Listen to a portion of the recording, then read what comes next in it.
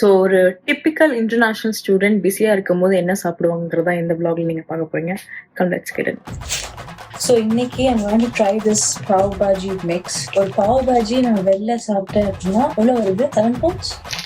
இதை பிரிச்சு மைக்ரோவேவ்ல 2 minutes வச்சா போதுன்ற மாதிரி சொல்லியிருக்காங்க. இது பவுச்சை மட்டும் எடுத்தானா?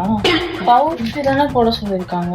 டிரான்ஸ்ஃபர் தி கண்டென்ட் பவுச் அதுதானே நான் பவுச். எப்படி வச்சுருவா? நீங்களாம் எப்படி நாட்டுக்கு நல்ல பேர் வாங்கி தர போறீங்க? கத்திரிக்கோள் தான் எடுத்து வெளியே வச்சிருக்கல, அப்படி எடுத்து அதை கையில பிடிச்சிக்கிட்டு. Brain not functioning. பாவு இல்லைங்க, பண்ணு தான் இருக்கு. ஸோ நல்லா வெண்ணெயை தடவி செம்மையா இருக்கும் வீடு வச்சு.